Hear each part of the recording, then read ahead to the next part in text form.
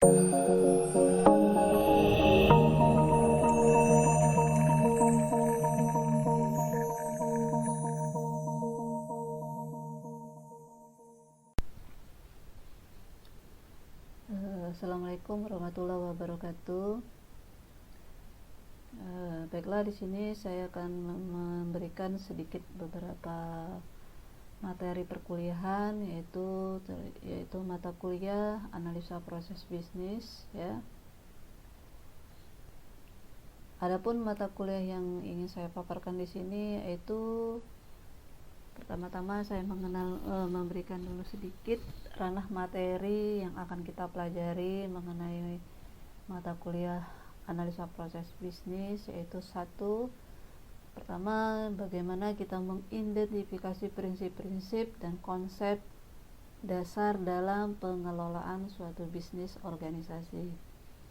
Dan yang kedua adalah bagaimana mengidentifikasi regulasi, kebijakan, dan prosedur bisnis yang berdampak pada implementasi sistem informasi. Dan yang ketiga, di sini bagaimana memperoleh informasi yang digunakan untuk membantu dalam perencanaan operasi dan pengendalian suatu bisnis organisasi.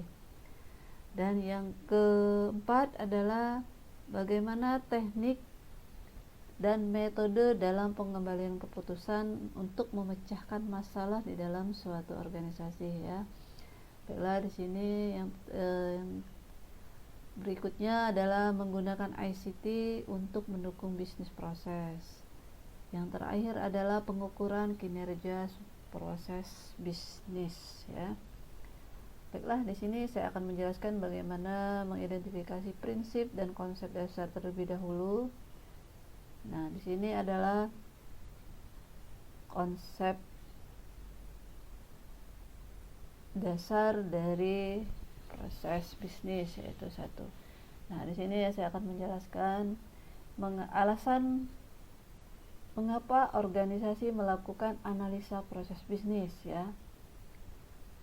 Di sini saya buat ada 3, yaitu alasan yang pertama adalah bagaimana memperkuat posisi perusahaan, dan yang kedua adalah mengantisipasi masalah, dan yang ketiga mengatasi kelemahan dari perusahaan. Contohnya memperkuat posisi perusahaan, ya. Hal ini sangat penting sekali dalam mempertahankan posisi perusahaan, terutama di bidang perdagangan. Untuk persaingannya sangat tinggi sekali, ya. Nah, di sini bagaimana cara perusahaan mengatasi masalah-masalah yang ada di dalam perusahaan tersebut, terutama mengatasi kelemahan-kelemahannya, ya. Nah, perusahaan dagang di sekarang ini persaingannya sangat tinggi, ya, antara perusahaan A dengan perusahaan B dan perusahaan C. Adapun di sini saya akan menjelaskan sedikit tentang pengertian dari analisa proses bisnis, ya. Analisa proses bisnis adalah kajian dan evaluasi yang akan dilakukan terhadap kegiatan proses bisnis perusahaan untuk mengidentifikasikan dampak dari kegiatan tersebut dalam menciptakan nilai ataupun menambah nilai terhadap bisnis perusahaan.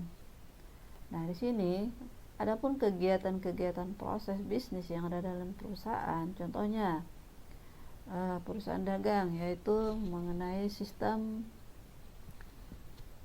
Contohnya di sini kalau di bidang perdagangan yaitu penjualan, ya.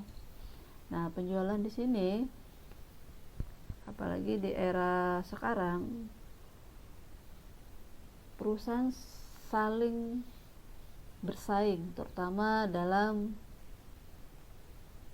mempromosikan produk-produk yang ada di perusahaan mereka, ya, supaya produk yang mereka jual itu mempunyai nilai bagi bisnis perusahaan mereka, ya. Kemudian adapun kegiatan pembelian juga sama. Kemudian kegiatan dari pelaporan bisnis perusahaan itu sangat rentan sekali jika tidak dilakukan analisanya ya. Nah, di sini pengertian dari organisasi. Organisasi adalah suatu kelompok manusia yang dapat dikenal untuk mencapai suatu tujuan. Kelompok organisasi ini contohnya seperti bagian-bagian.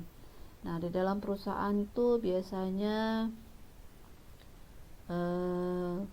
banyak sekali bagian-bagian yang sudah tersusun ataupun sudah tertata antara bagian 1 dan bagian 2 dan bagian 3 dan seterusnya.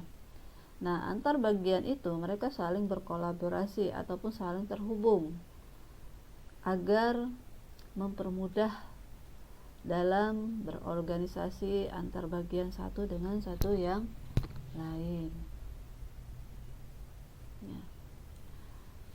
Baiklah, di sini saya akan memaparkan sedikit prinsip-prinsip yang harus diterapkan di dalam perusahaan dalam mengelola bisnis perusahaan ya.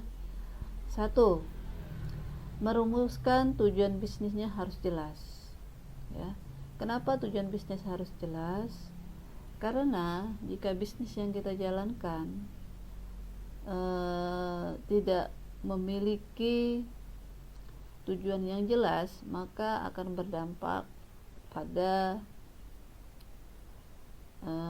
turunnya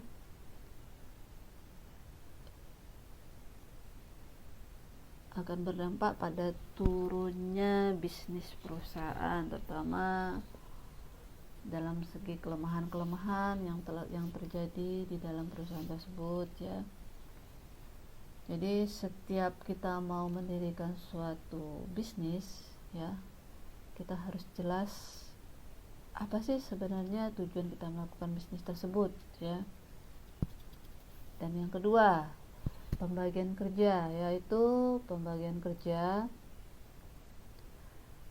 sesuai dengan struktur organisasi yang biasanya yang kita buat ataupun struktur komando yang sudah dibuat di dalam ranah struktur yang ditentukan dalam perusahaan tersebut. Harus jelas antara pembagian kerja mulai dari level bawah ataupun level menengah sampai pun level atas ya. Nah, yang ketiga adalah wewenang. Di dalam wewenang masing-masing subbagian itu harus jelas. Kenapa harus jelas? Karena setiap bagian mereka masing-masing memiliki sub-sub bagian ataupun tugas-tugas yang harus dipertanggungjawabkan oleh bagian tersebut ya. Nah, fleksibilitas artinya setiap hal aktivitas yang dijalankan itu harus kita jalankan dengan sesuai yang sudah ditentukan ya, agar apa yang ingin kita capai itu bisa terpenuhi. Kemudian yang kelima adalah satuan arah. Jadi setiap kita membuat bagian tersebut harus memiliki suatu keterkaitan antara bagian 1, bagian 2 dan bagian ketiga ya. Kemudian kesatuan komando, rentang kekuasaan dan tingkat hierarki dan organisasi. Itu ada sedikit mengenai prinsip-prinsip yang harus diterapkan di dalam organisasi. Nah, adapun tujuan dari menganalisa proses yaitu adalah, di sini saya akan menjelaskan secara rinci tujuan dan arah mengapa sangat penting pembentukan suatu organisasi ya, baik itu secara fisik maupun non fisik. Nah, pembagian pekerjaan juga sama di dalam suatu organisasi harus terlihat jelas dalam pembagian sub-sub organisasi tersebut. Delegasi kekuasaan Pembagian kerja tersebut harus jelas sesuai dengan garis komando dan kekuasaan masing-masing unit kerja. Fleksibilitas, kelangsungan